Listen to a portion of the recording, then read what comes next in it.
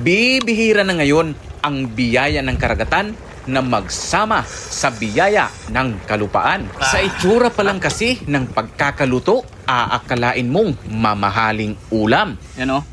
Grabe.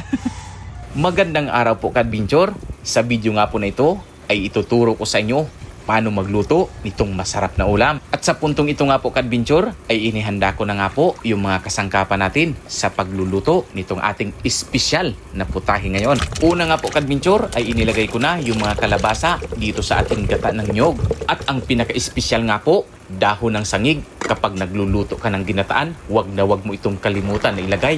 Ito ang magpapasarap at magpapaaroma sa niluluto mong ginataang mixed seafoods, kagaya nga po nitong ating niluluto ngayon.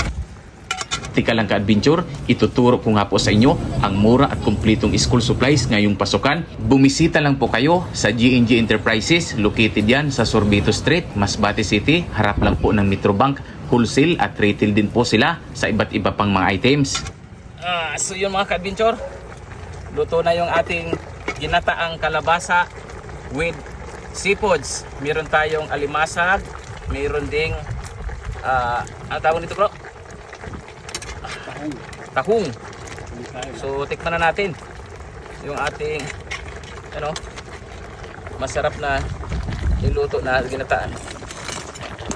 Try muna natin yung sabaw.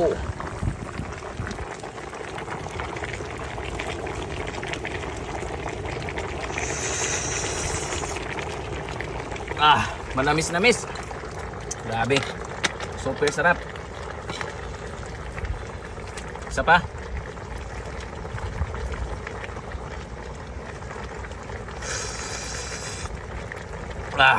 Sarap. So yun, food trip na po tayo. Kung nagustuhan nyo at natakam kayo sa ating niluluto ngayon, papindot naman ang heart button. Pa-share na rin ang video na ito at syempre, huwag kalimutan, i-follow ang aking page, Ampil Adventures. Tara, kain na na! Kayo po, Kadventure, na-try nyo na rin ba ang ganitong klase ng pagluluto? Pa-comment naman dyan, banggitin nyo na rin kung taga saang probinsya kayo para alam ko po kung hanggang saan nakarating ang ating video. At syempre po, pa-share naman ng video para maraming matakam at makapanood. Enjoy watching po, Kadventure! So yun mga Ka-Adventure, ito na yung ating ginataang kalabasa with seafoods. Kaya ang gagawin natin, food trip na tayo. So ngayon, dahil medyo busog pa tayo, so ito lang muna ang kakainin natin. Kalabasa muna, wala munang rice para healthy living tayo.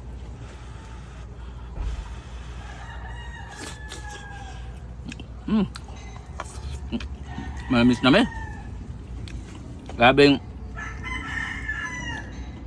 sapog kalabasa. Ay.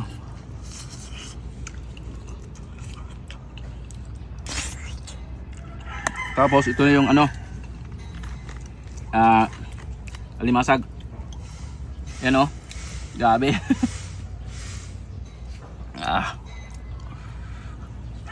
Tanggalin muna natin yung kalabasa dito.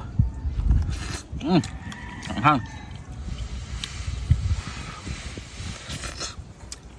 Sarap. Init lang.